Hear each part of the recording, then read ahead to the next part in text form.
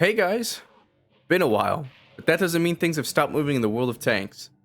This season is an important one as not only is there the usual new stuff like a season pass, new tanks, returning map, and a tech tree line, but there is a big quality of life balance patch that is extensive going over commander skills and tank equipment and consumables, which I'll talk about in a separate video after the finalized changes are put out in an article soon.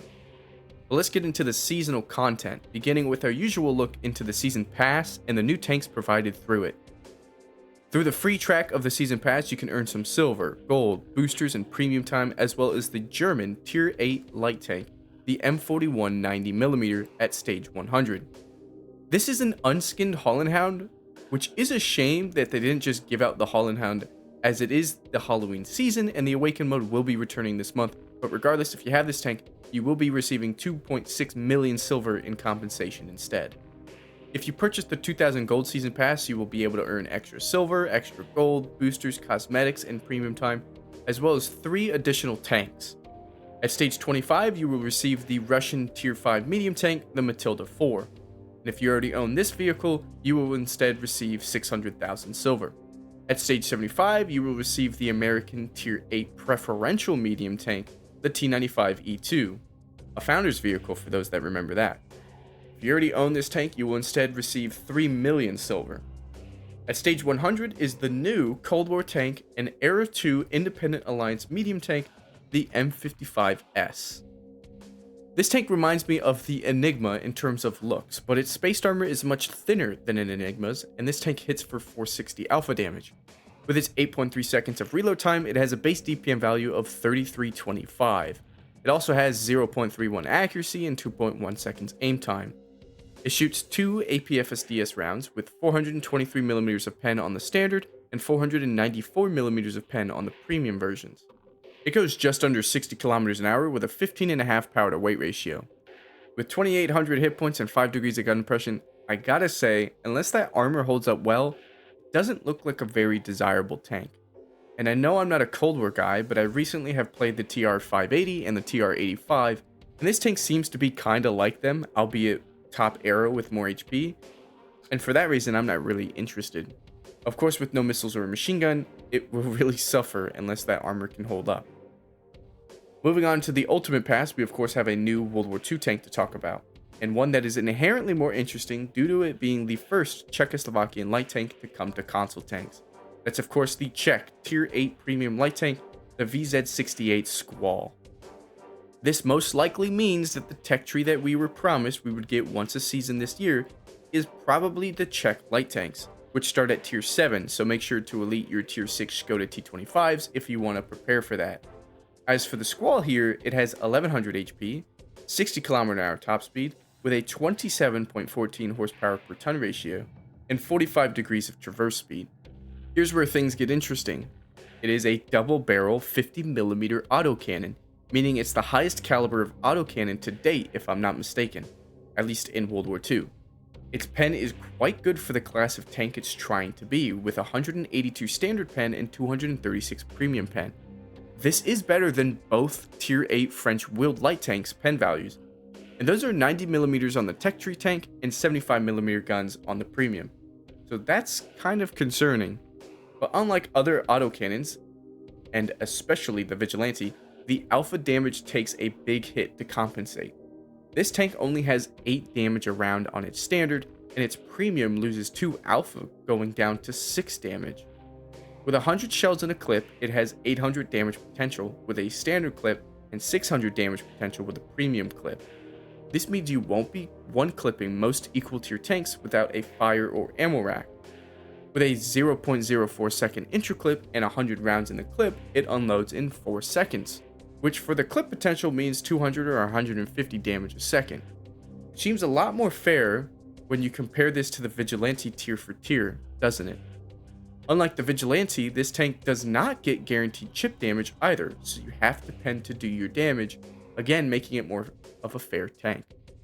The HE rounds on this tank do provide you with 50mm of pen and double the standard damage at 16 alpha, meaning you have a 1600 HP damage potential for HE rounds.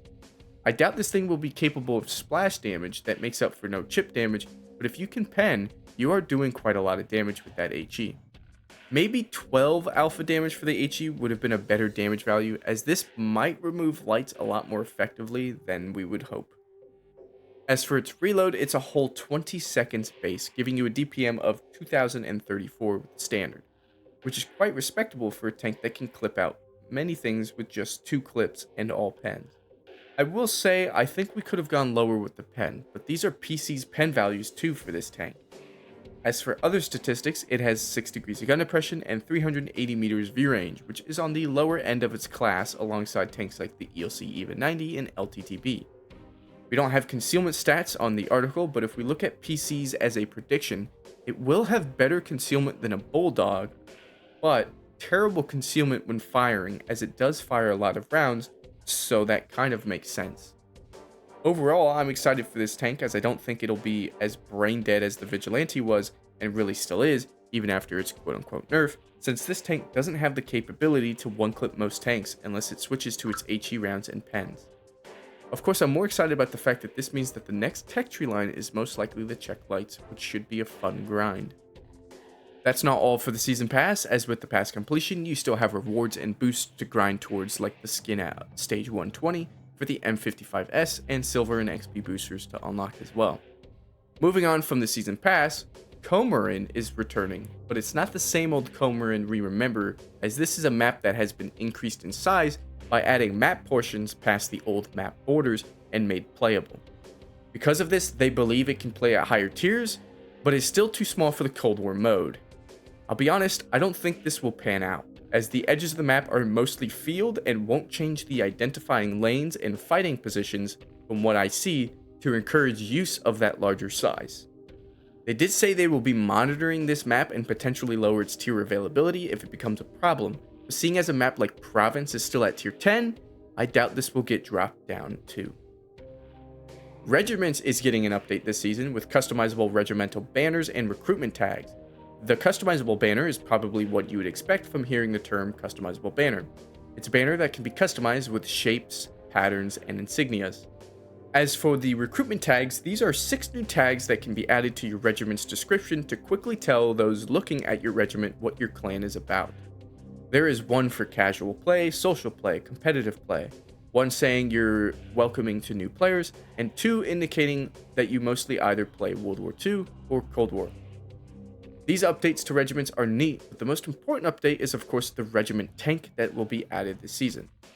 They didn't have any images to share, as the tank will not be available on day 1 of the season, but sometime within the season. But the M31 Demolition will be made available for 30,000 regiment coins. This will be a rocket-only tank in World War II and looks mighty ugly. I suspect it will be a tier 6 despite the price being the same as the previous 2 tier 5s, and since the rockets are its only means of doing damage, they will have pen unlike the Calliope's rockets and act more like the Night Stalker. Hopefully without the DPM compensation of the Night Stalker though, as rockets in low tiers with pen sounds quite scary. It was also described as a Gatling-style rocket tank, so expected to be able to barrage you with its multiple rocket pods. Of course, with every new season comes new themed war chest as well, with these having a Halloween theme to them for obvious reasons, and that's because it's October. Which means we can expect the Awaken mode to release and give us a chance to pick up an Awaken tank for free hopefully this year, as well as 2 new Awaken mode tanks, one for Cold War and one for World War II of course. The Awaken mode tanks might have been shown off in the trailer with these tanks here, one with tree growth all over it and a low profile look, and another with runes and potion-esque attachments that seem to shoot either a missile or fire and forget rocket at a T-62, meaning I don't exactly know which tank here is for which mode, but surely both of these tanks are the new Awakened tanks. We then see our 3D commanders for the tanks too, with one looking like a magical wizard and the other looking like a witch, or maybe even specifically Baba Yaga. They showed off some rundown buildings and a massive crystal castle too, which either means we got a new map for the Awaken mode, or we're getting an event mode similar to the Ice Queen event last Christmas, with a story of this witch versus the wizard. I also want to mention for the tanks that they could be mercenary vehicles, as the one with the tree barrel kind of looks like it's got an LTG's hull. But of course, these are teases shown and me speculating, so we have to wait later in the season to get more info on these short series of teases in the trailer. Also in the trailer, it has this portion that says additional updates, one being an updated map border, with a massive red wall that appears when approaching and looking at the map border to tell you are heading out of bounds. Another says a launcher update, and the last says boosters menu. This should be interesting, and I expect it just to be a horizontal layout instead of the vertical layout to remove the scrolling aspect of this menu. I didn't want to delay this video to see exactly what any of these updates meant, so I will briefly go over them in the next video of the commander and equipment changes. And that's the Dark Realms season. Hope you guys enjoyed the breakdown, and don't forget to pick up your season starter pack at launch. Thanks for watching, and I'll see you soon for the commander skills and equipment and consumable changes in the next video. Take care.